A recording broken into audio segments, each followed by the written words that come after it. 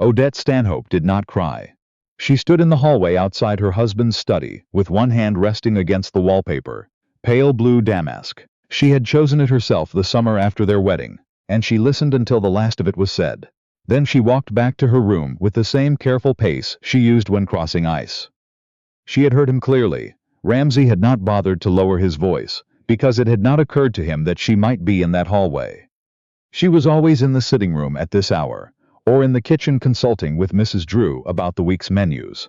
That was where wives were, in his understanding, where they stayed, where they managed, where they remained useful without requiring tending. He had been speaking to Hewson, his business partner, a tall man with a red beard, who smelled of pipe tobacco and always addressed Odette with a fraction more warmth than necessary, as though he suspected she needed compensating. They had been discussing a shipping contract, and then, as men will, when they believe the walls around them are sealed, the conversation had turned. "You chose well," Hewson had said. Odette heard the creak of a leather chair. "She keeps things running. Good head on her." "She does," Ramsay said. A pause. "She's capable. That was never in question." "You don't sound like a man who got the better end of a deal." Another pause. Longer. "I respect her. I do. But I've never felt. I don't think I'm capable of feeling what a man ought to feel for his wife. It's an arrangement. We both understand it. She has never pretended otherwise, and neither have I." Odette stood very still in the hallway.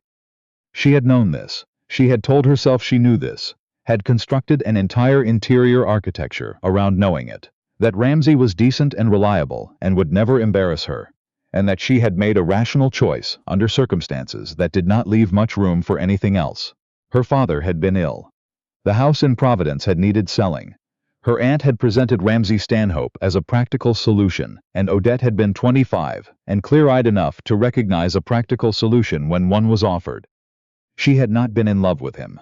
She had told herself that was not the requirement. She had believed it. What she had not anticipated was how different knowing a thing was from hearing it said out loud, in a comfortable voice, to a third party, as though it were simply the state of affairs, like the weather, like the shipping routes Ramsay tracked so carefully on his maps. An arrangement. Nothing more. She sat on the edge of the bed, on her side. The right side, the side she had claimed because Ramsay preferred the left, a fact she had learned by watching carefully and asking only when necessary. She waited for something inside her to come apart. It did not. What came instead was something quieter and more clarifying. She thought about who she had been before this house. The daughter of Professor Aldrich Fairweather, a man who had taught ancient Greek at Brown University and believed with the particular earnestness of men who had read too much Plato that a woman's mind was as worth educating as a man's. She had grown up reading at his elbow. She had corrected his translations at 14, and he had not told her to stop. He had handed her a red pencil. She thought about the letter she had received 3 months ago, from a woman named Miss Adair. She had read it once and placed it beneath her father's journals without telling Ramsay it had arrived. The letter was brief. Miss Adair ran a lending library in Cambridge, small, practical, organized out of 2 connected rooms above a tailor's shop on Brattle Street. She had known Odette's father through professional correspondence, and had written after hearing that Professor Fairweather's daughter had married into the Stanhope family. She was looking for someone to lead weekly reading sessions for young women from the textile mills. Small pay, real work. "If your circumstances permit," she had written, "I would be glad to hear from you." Odette had read that line, "if your circumstances permit," and felt something she couldn't name at the time. She could name it now. She went to the wardrobe. She packed without haste. She took what was hers, her father's journals, 4 of her own books, the dress she had sewn herself before the wedding, folded inside a hat box because it was well made and she would not leave good work behind. She took her correspondence portfolio. She took the leather case that held the household accounts because they were in her handwriting and she had kept them for 2 years, and they told, in their careful columns, the story of what she had built in this house. She took nothing Ramsay had given her. On the writing desk in the parlor she left her calling cards. 11 of them, engraved Mrs. Ramsay Stanhope in a clean serif she had chosen herself at the printer shop on Tremont Street. She placed them in a neat stack at the center of the desk, the corners aligned. She did not leave a note. There was nothing she wanted to say that a note could carry without diminishing it.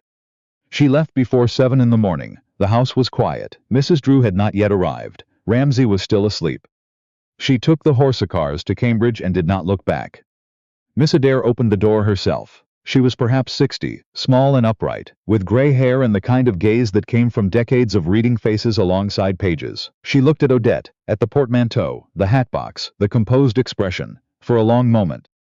"You've come," she said. "I've come," Odette said. "I have a room upstairs. The ceiling slants, but the light is good in the mornings." Odette said that would suit her. Miss Adair said that was the right answer. She stepped back from the door. The library was exactly what the letter had described. Small, practical, organized with the deliberate care of someone who understood that the difference between a useful library and an unusable one was whether a person could find what they needed in the dark. The shelves ran floor to ceiling on 3 walls. The 4th wall had 2 windows and a table and 4 chairs. Everything smelled of paper and lamp oil and something underneath. The particular smell of a place where people came regularly to think. Odette stood in the doorway and breathed. "You'll want tea," Miss Adair called from the back room, "and then I'll show you what needs doing." She had tea. She was shown. She began. The reading sessions happened on Tuesday and Thursday evenings, after the factory shifts ended. The young women came in 2s and 3s, mill workers, seamstresses. A girl of 17 from a bindery who could already read but had never been taught that reading was something she was allowed to want. They were tired and their hands showed it, but they sat at the table, with the concentration of people who have decided that the hour they have kept for themselves is not one they intend to waste. Odette had grown up watching her father teach. She knew how to ask questions that went somewhere, instead of stopping cold. She knew how not to talk down to people in a way that made them feel the condescension even if they couldn't name it. Within 2 weeks, she had the Tuesday group's trust. Within a month, she had earned the particular kind of trust that exists between a teacher and students who have decided, on the evidence available, to believe she means what she says. Miss Adair observed this without commenting. That, Odette came to understand, was how she expressed approval. By letting good work continue without interruption. They found their rhythm in the evenings after the sessions ended and the library went quiet.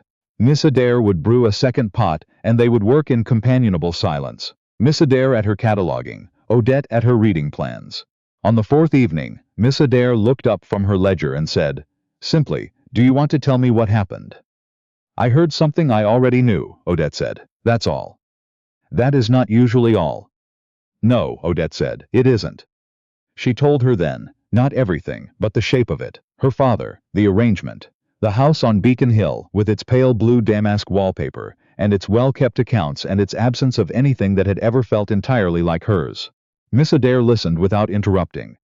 When Odette finished, Miss Adair said, "I will tell you what I observe, if you want it." "Yes," Odette said. "I see a woman who made a practical decision under difficult circumstances and expected, somewhere beneath the practicality, that decency would grow into something warmer. That is not foolishness. That is what most people hope for when they agree to a reasonable thing. The difficulty is not that you were wrong to hope. The difficulty is that hope deferred eventually needs to go somewhere." She looked at the shelves around them. "You put yours here. That is perhaps the best place it could have gone." Odette was quiet for a moment. "I also knew," she said. "I want to be honest about that. I knew what I was choosing. He didn't hide it from me." "No," Miss Adair said. "But knowing a thing and hearing it said aloud to someone else, as though you were simply furniture in the room." "Exactly," Odette said. Miss Adair went back to her ledger. "Well then, now you know what you need, and you have a room with good morning light. That's more than most people start with." Back on Beacon Hill, it was Mrs. Drew who found the calling cards first. She stood at the writing desk for a long moment, looking at the 11 cards in their neat stack, and did not touch them. She brought the breakfast tray and went to find Mr. Stanhope.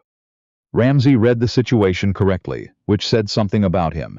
He did not suggest that Odette had perhaps gone visiting. He did not put the cards in a drawer. He left them where they were, and stood at the parlor window with a cup of coffee that went cold in his hand, and looked out at the street. He had not expected her to leave.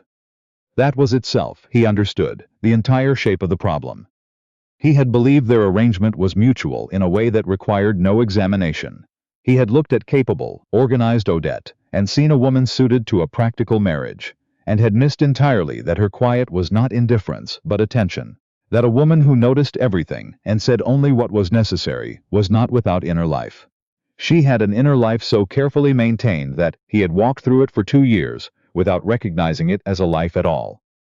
It came to him slowly over the following days, in the particular strange silence of a house from which the person who had maintained its order had departed. Odette had managed things. This was evident in their absence. The accounts were left in order. He found them clearly labeled in the desk drawer, but no one consulted with Mrs. Drew. No one remembered that the upstairs lamps needed oil on Thursdays. No one sat across the dinner table and said something interesting about the book she was reading, which he had never properly listened to, and was now, for the first time, aware he had been given the chance to listen to and had not taken it. He had respected her. He had believed that was sufficient. He was beginning to understand it was not. It was Minna who found the Cambridge letter. She was 12, Ramsay's youngest sister, placed in his household the previous year after their parents died, a small watchful child who had adored Odette with the uncomplicated intensity of a girl who has identified the most genuinely interesting person in her vicinity and decided to stay close to them. She had been told that Mrs. Stanhope was visiting friends. She had her own suspicions, and she was sitting in the chair by the window in Ramsay's study when he left Hewson's reply to an inquiry sitting open on the desk. She read it. She said nothing for 3 days. Then she knocked on his study door and came in and set the letter back on the desk between them, and stood with her arms at her sides, in the way she stood when she had thought carefully about something, and was prepared to say it. "You've been writing to people trying to find where she is," Minna said. "Not an accusation. A statement of fact." "That is my correspondence," Ramsay said. "She's at an library in Cambridge," Minna said. "She runs reading sessions for mill women on Tuesdays and Thursdays. She's been there 6 weeks. A pause. She wrote to me 3 letters. She asked about my French studies and sent me a list of books." Another pause. "She didn't tell me to find you and say anything. I'm telling you because someone has to." Ramsay was quiet. "You let her run this entire house for 2 years," Minna said. "And you never once asked her what she was reading." She pressed her lips together. "I know this because I asked her, and she told me you hadn't." She said it without bitterness, which was almost worse. "Minna." "You should write to her," Minna said. "I don't know if she'll write back. But you should write. She is the kind of person who would rather have an honest letter than a comfortable silence, and you should know that about her by now." She left the room. Ramsay sat at his desk for a long time after the door closed. He wrote 6 drafts. He sent the 7th. The letter arrived at Brattle Street on a Thursday morning. Odette was at the table, correcting reading exercises, when Miss Adair set it beside her without comment and returned to the shelves. She opened it at the table. She read it with both hands flat against the page. It was not a polished letter. It started and stopped in ways that made its honesty legible. He wrote that he had believed their understanding was mutual in a way that required no examination, and that this belief had been wrong. He wrote that he had not grasped until her absence made it impossible to ignore how much of the life in his house had been her doing. Not the household management alone, but the quality of attention she brought to everything she touched, the specific way a room felt when she was in it. He wrote that he was not asking her to return. He was writing because he had promised himself he would stop choosing the easier thing, and silence was always the easier thing, and he was finished with it. The last line said, "I would like to know that you are well. That is all I am asking. You owe me nothing, and I know it." Odette read the letter twice. She folded it and placed it in her correspondence portfolio. That evening, she sat at the small writing table in her room with the slanted ceiling and the good morning light and wrote back. It took her 30 minutes. It was shorter than his letter. She told him she was well. She told him the work was good. She added one sentence at the end that she considered for a long time before keeping. "I don't know what correspondence between us looks like now, or whether it should exist. But I am not someone who pretends not to have received a letter that deserves an answer." She sealed it and left it with the outgoing mail.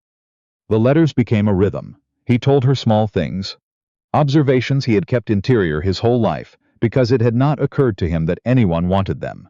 He told her about a negotiation with a supplier in Baltimore that had gone badly, and then, after he changed his approach, had gone differently. He told her about Minna, who had been keeping a private journal of botanical observations since she was 9 and had shown it to exactly 2 people, one of whom was Odette. Odette wrote back about the library. about a woman of 53 who came on Tuesday evenings and had taught herself to read from the Bible at age 40 and was now working her way through George Eliot.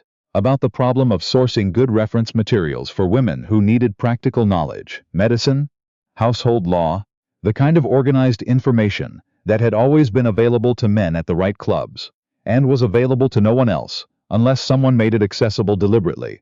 She was thinking, she wrote in the fourth letter, about something larger. A reading room specifically for women. Reference materials. The kind of knowledge her father had had access to, and she had inherited only because he had been unusual enough to share it. She looked at that sentence after she wrote it. She had not said it to anyone else. She kept it in the letter. He wrote back, "Tell me what it would need, not what I can provide. Tell me what the thing itself requires. I want to understand what you're building." Then Minna fell ill. It happened in October, the way illness happens in New England in October. A cold rain, a child who thought she was invincible, a fever by the second day that refused to settle. The family's physician was young and careful, but Ramsay sat at his sister's bedside and watched the fever cycle and felt the particular helplessness of a person watching someone small and fierce become fragile and did not know what to do with his hands. He had written to Odette before he understood he was going to. The letter went out with the morning mail, and he was on a carriage to Cambridge before the afternoon was out. Miss Adair opened the door. She looked at him, the coat, the set jaw, the expression of a man who has been frightened for 36 hours and is holding himself upright by pure application of will, and she stepped back without ceremony. "She's in the reading room," she said. Odette was at the table with a book open in front of her and an untouched cup of tea at her elbow. She looked up when she heard the footstep. She did not look surprised. She looked at him the way she looked at everything, with the full unhurried attention of a person who intends to understand what she is seeing. "Minna," she said. "She's not improving, the fever cycles. The physician is competent, but he's not." "Sit down," Odette said. "Tell me everything from the beginning." He sat. He told her. She listened with a small notebook beside her and a pen in her hand, writing while he talked, all her attention interior and focused in the way it became when she was solving something that mattered. When he finished, she closed the notebook. "I need to see her. I came to ask." "You don't need to ask," she said. "She wrote me 3 letters this fall. That's reason enough." She was already at the shelf where she kept a leather medicine case she had assembled over the months in Cambridge. Old habit from nursing her father, a habit she had decided was worth keeping. "I'll need tonight to prepare. Can you arrange a carriage for morning?" "Yes." "Then I'll see you at first light." He sat in the reading room while she worked. Miss Adair brought a second lamp and disappeared with the tact of someone who understood that certain spaces required redistribution. Ramsay sat at the table and listened to Odette move along the shelves and thought about 6 weeks of letters and the specific quality of a person's handwriting when they are no longer choosing their words for effect. When they are simply saying what is true because it has become, through practice, the natural thing. He thought about what Minna had said. She said it without bitterness, which was almost worse. He thought about what it cost to say something without bitterness when you had every reason to have it. He thought about 11 calling cards aligned on a writing desk, and what it had taken, in that quiet early morning, to place them there and walk out the door. "You don't need to stay," Odette said without turning around. "I'll have everything ready by morning." "I'll stay," he said. "Not for any reason that concerns you. I simply don't want to be across the city while you're preparing something for my sister." She turned then and looked at him. She was weighing something. He could see her doing it. Then she went back to work. "There's tea," she said. "Miss Adair always leaves tea." He found the tea. He sat back down. And for the first time in 6 weeks the forward motion that had been carrying him stopped, and the room was quiet, and the room happened to contain Odette, and something about that plain fact was enough, for now.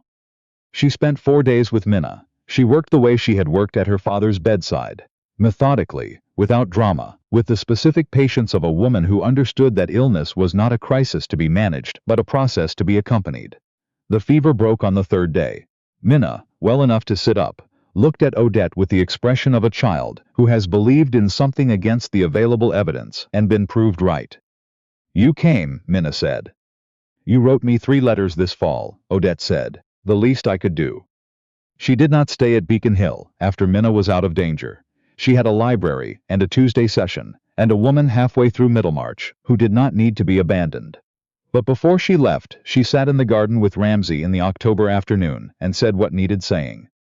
She told him that she had chosen the marriage too, under circumstances that had not offered her much else, and that she was not pretending otherwise. She was not interested in assigning blame. She was interested in accuracy. What had happened between them was the result of two people agreeing to a practical thing, and neither of them asking, clearly enough, whether practicality was sufficient. "I need to tell you something," she said, "and I need you to hear it without trying to resolve it." He nodded. "I am building a life I am proud of. That will not change. Not for anyone. Whatever happens between us happens around that life, not instead of it." "Yes," he said without pause. "If there is something to build," she said, "it is built on what is true. If you feel nothing for me, I need you to say so plainly, and I will hear it, and we will go our separate ways without spectacle. But if something has changed, if you believe it has, I will not take your word for it. I will need to see it demonstrated, over time, in the way things are actually demonstrated." "Something has changed," Ramsay said. "I don't know yet what to call it, but I would like the chance to demonstrate it. That's all I'm asking." She looked at him for a long time. "All right," she said.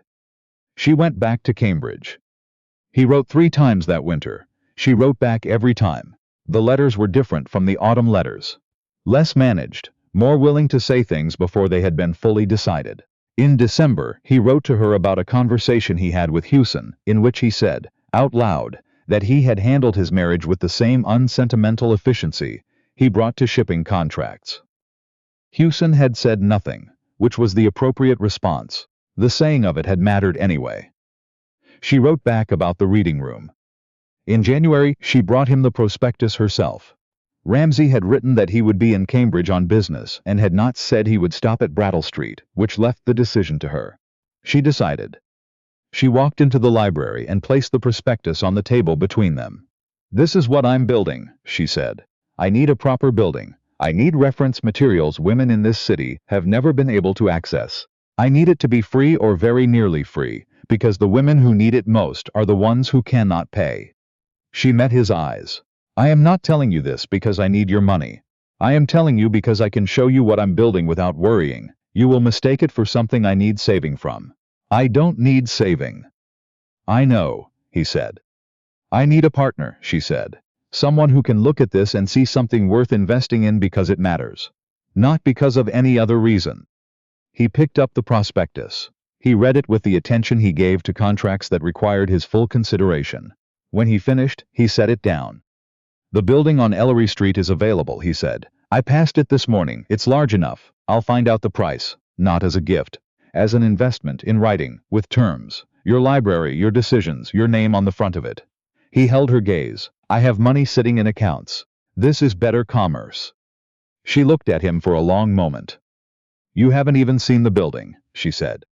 "I've seen the prospectus," he said. That was sufficient.